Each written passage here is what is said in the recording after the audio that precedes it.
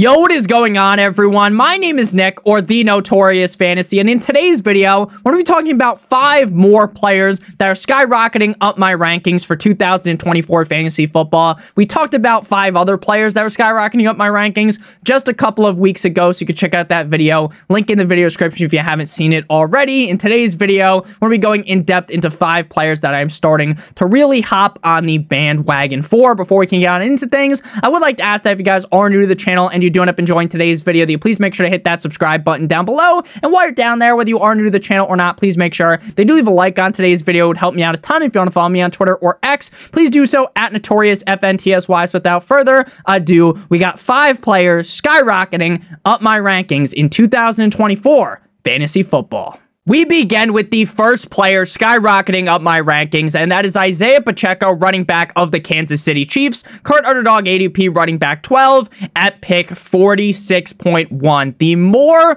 I think about the situation that Isiah Pacheco is in, the more that Isiah Pacheco is rising up my rankings. Isiah Pacheco right now, coming off of the board as the running back 12, is a complete and utter steal. I have him ranked inside the top 10, and it would not shock me at all come late August, early September, when you guys are doing your fantasy football drafts for this season, if Pacheco was ranked inside of the top 8 for me. That is how confident I am in Isiah Pacheco. Running back 15 last season in PPR and 14 in PPR points per game. He played in 14 games last season and missed 3 games with a sprained shoulder in the tail end of the season. He had 205 carries, 14.6 per game, ranking 22nd at running back, 935 rushing yards, 66.8 per game, 18th, 49 targets, 3.5 per game, 22nd, 44 receptions, 3.1 per game, 17th, 244 receiving yards, 17.4 per game, 22nd, and 9 total touchdowns, 12th at running back. In terms of efficiency, he ranked 12th in yards created, 15th in dominator rating, 11th in breakaway run rate, and 2nd in catch rate. The reason why I love this situation in Kansas City for Isiah Pacheco is twofold. For one, he's on the Kansas City Chiefs, what should be one of the best, if not the best offense in the National Football League in 2024. Their offense only got better in the offseason. Now, Rashee Rice might be locked up, don't let me out, but he'll probably only be suspended for a couple of games. So they got Hollywood Brown, Xavier Worthy, and they have Rashee Rice. They still have Mr. Swift, Travis Kelce, and the running back room behind Pacheco is pretty barren, right? They still have Clyde Edwards-Helaire, and while I was never really a Clyde Edwards-Helaire truther, he's fine enough if given the opportunity, but it's not like Clyde Edwards-Helaire is going to siphon carries, siphon targets away from Isiah Pacheco. They really don't have a lot of talent behind Pacheco. One of the biggest downsides to Pacheco so far in his NFL career was the fact that they still had Jerick McKinnon, and Jerick McKinnon is very proficient in the pass-catching game. But now, more than likely, Jerick McKinnon will not be back with the Chiefs. So you know what that means? Isiah Pacheco is going to get more targets. And we saw towards the end of last season when the team committed to Isiah Pacheco catching more passes. Games 12, in week 12, 13, then he got hurt, but he came back week 16, week 17. In week 12 against the Raiders, he scored 25.9 PPR points. The week after that, 21.3. Coming back off the injury up against the Raiders, he had 10.6 fantasy points and then 29.5. When Isiah Pacheco was featured in this offense as the workhorse running back, he was downright fucking fantastic. This is a guy that has top 5 running back upside inside of him. Pause. And he is a guy that is on one of the best offenses in the National Football League. I think a lot of people are greatly overthinking Isiah Pacheco. I think he is a steal at his current ADP as the running back number 12. And as I said earlier on in the video, I think I might get even more confident in him by late August, early September. I'm going to continue to bang the drum for Isiah Pacheco. I am very excited for him this season. At At number 2, we got Terry McLaurin. Now, some people might hear the name Terry McLaurin and think, you know what? How many times have I been fooled by this bastard, right? Shame on me, shame on you, right? We continue to buy back into Terry McLaurin. And the reason why we always buy back into Terry McLaurin after some disappointing seasons is because of the fact that he's really good, and it feels like the quarterback situation will get better, right? Going into last season, Sam Howell's got to be the best quarterback situation he's had, and then Sam Howell was pretty meh in terms of throwing the ball to Terry McLaurin. Now, I'm not here to get down on my knees and give the gawk 9,000 special to Jaden Daniels, but I do think Jaden Daniels is smart enough to force feed the rock to scary Terry McLaurin. Underdog ADP wide receiver 32 at pick 54.3. I would genuinely be shocked if Terry McLaurin, without injury, right? Knock on wood, we don't root for injuries, as long as he doesn't get hurt. To me, it's pretty clear that he's going to outperform that ADP. And if Jaden Daniels ends up living up to potential expectations and, you know, we actually have balls being thrown the way of Terry McLaurin that he can actually catch, then the upside's there, right? Last season, Terry McLaurin ranked 76th in catchable target rate. 65.4% of the passes were catchable, which is very low, right? You're hoping that number is a lot higher. 17 games played, he had 130 targets, 7.6 targets per game, 19th, 79 receptions, 4.6 per game, 18th, 1,002 receiving yards, 58.9 per game, 27th, and 5 total touchdowns, 29th. He was 20th in contested catch rate and 13th in air yards. There has never been a time in Terry McLaurin's career, ever since he really broke out a couple of years ago, where you would say, this guy doesn't have the skill, he doesn't have the ability to be a great wide receiver at the National Football League level. We have always believed in Terry McLaurin. His biggest problem, his biggest saboteur, was his own fucking quarterback. So again, if Jaden Daniels is able to live up somewhat to expectations, I think Terry McLaurin has the upside to greatly outperform his ADP. And the reason why he's moving up my rankings is because, in a way, I was almost tired of Terry McLaurin. I was almost tired of the same thing happening every year, right? Buying into the guy because of the skill, and then ultimately, when push comes to shove, the quarterback situation isn't good enough, and Terry McLaurin is sleeping with the fishes. Like, his name was Luca Brasi from The Godfather, and there's this famous saying from George Bush, right? There's an old saying in Tennessee, I know it's in Texas, probably in Tennessee, that says, fool me once, shame on you. Fool me, you can't get fooled again. And I've been fooled so many times, the wool has been put over my eyes, but guess what? I am back on the Terry McLaurin bandwagon for what feels like the 30th year in a row. At number 3, we got my boy Rachaad with 2 A's White, running back of the Tampa Bay Buccaneers. Underdog ADP running back 14 at pick 56.1. Now, the Tampa Bay Buccaneers, on paper, aren't the scariest team in the National Football League, but I think the Tampa Bay Buccaneers are going to make the playoffs yet again and can make splashes in the playoffs. They have a quarterback in Baker Mayfield who is more than comfortable dumping off the ball 4 or 5 times every single game to the lead back, and that lead back's name is Rachaad White. Rachaad White was the running back 4 in PPR last season and the running back 10 in PPR points per game. Playing in 17 games, he ranked 2nd in carries with 272, 16 per game. 990 rushing yards, 14th at running back, 58.2 per game. 70 targets, 4.1 per game, number 9. 64 receptions, 3.8 per game, number 4. 549 receiving yards, 32.3 per game, number 3. And 9 total touchdowns, 12th.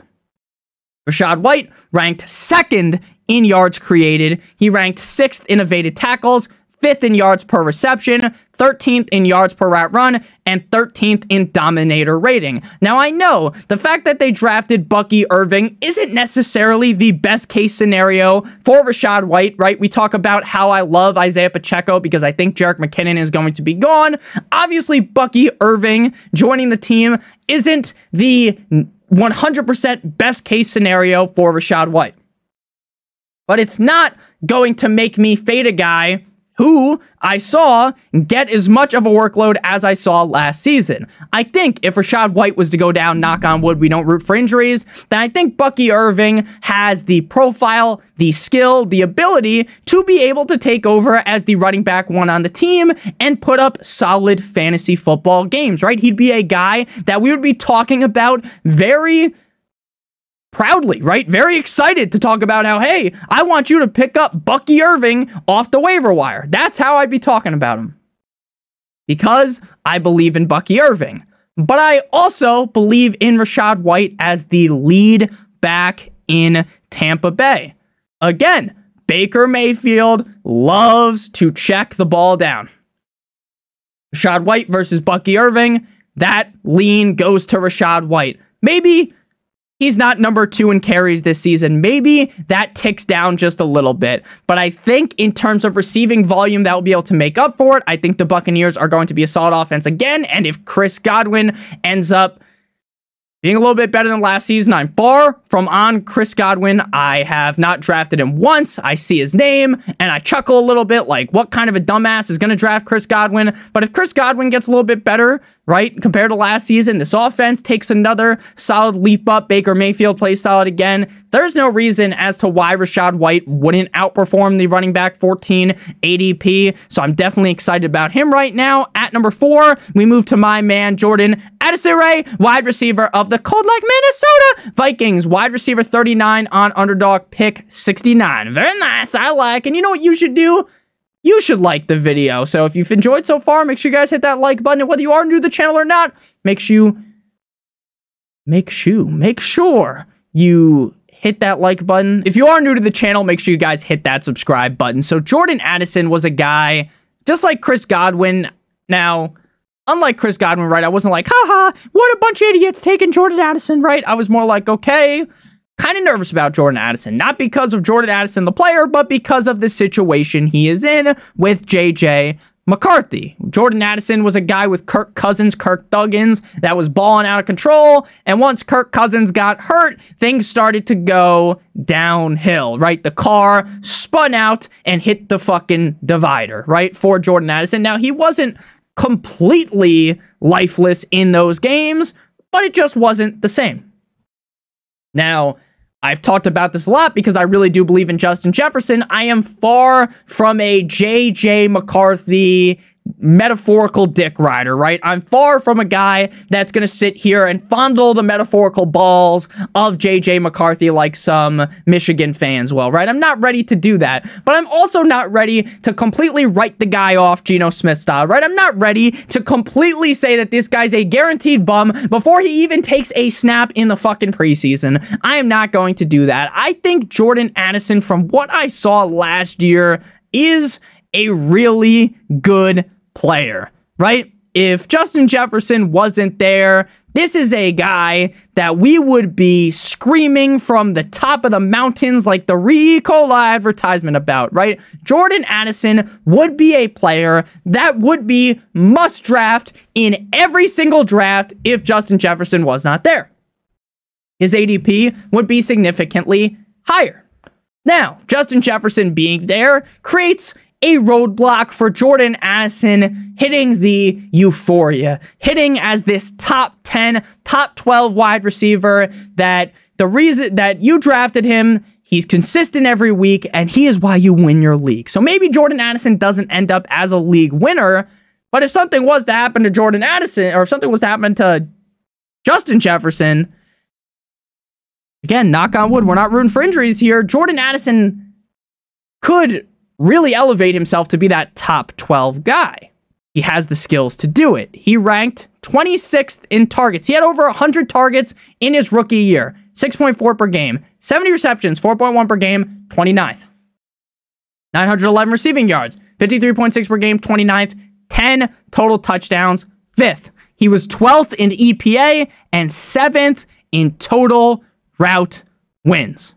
Now, I get there's competition for targets with Justin Jefferson, and I don't think that Jordan Addison is necessarily going to be the most consistent player every single week. There's going to be trials and tribulations with Jordan Addison. This is a guy any given week could pop off for 25 plus points, and that's what I'm looking for in the wide receiver 39 range. Final player to discuss, we got Tyjae Spears, running back of the Tennessee Titans. Underdog ADP running back 37 at pick 118.6. He is essentially ranked 10 running back spots behind Tony Pollard. And I think if you were just to put these guys right next to each other, you could argue that Tyjae Spears is a better running back than Tony Pollard.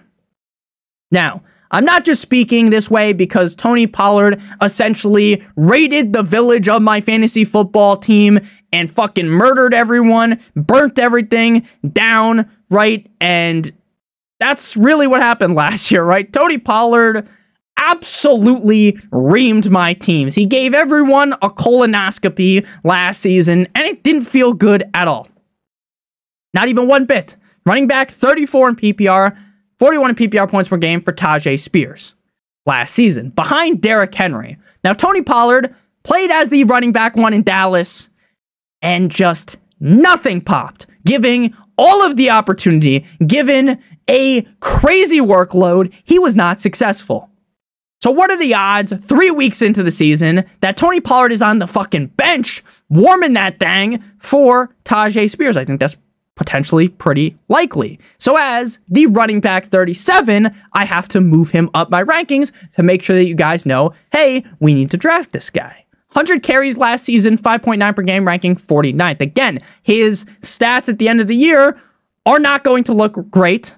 They're not going to look great compared to Tony Pollard. Why? Because Tyjae Spears was on the bench for Derrick Henry. I know Derrick Henry's getting older, but that's a guy that deserves the carries, right? You're not going to bench Derrick Henry for Tyjae Spears, but you really could bench Tony Pollard for Tyjae Spears. 70 targets, 9th at running back, 52 receptions, 9th at running back, 385 receiving yards, 11th at running back, 3 total touchdowns. Efficiency-wise, he was very efficient. We just need to get him the ball, and I think there's a really good chance that happens this season. 13th in fantasy points per opportunity, 5th in yards created per touch, and 6th in yards per touch. His only game with a serious workload was up against the Indianapolis Colts. He had 16 carries for 75 yards, 4 receptions on 6 targets. That was not even his best performance on the air. His best performance was actually when Derrick Henry was in the game. For Tyjae Spears to really hit this season, to really be a guy you want to start every single week, he will have to surpass Tony Pollard. And again, that might take a couple of games, but that's fine when you're drafting him as the running back 37. You're not drafting him as the running back 24. You're not drafting him inside the top 100 picks. You're not drafting him inside the top 50 picks where he needs to be in your lineup every single week. Tyjae Spears could be the running back 4 on your fantasy football team.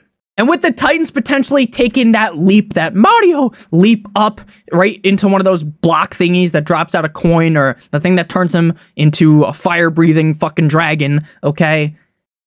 This could be a really solid pick. So Tyjae Spears, thinking a 1v1 battle to the death. He might be able to take over Tony Pollard. So I'm excited for the upside of Tyjae Spears. Thank you guys all so much for watching. If you did end up enjoying, like I said earlier, and you are new to the channel, hit that subscribe button down below. Whether you are new to the channel or not, please make sure to leave a like on today's video. It would help me out a ton. If you want to follow me on Twitter or X, please do so at NotoriousFantasy. And check out one of the videos on your screen if you haven't seen them already. I hope you guys had a great Memorial Day weekend, and we'll be back tomorrow with another banger of a video. As always, have a great one. And as always, good boy.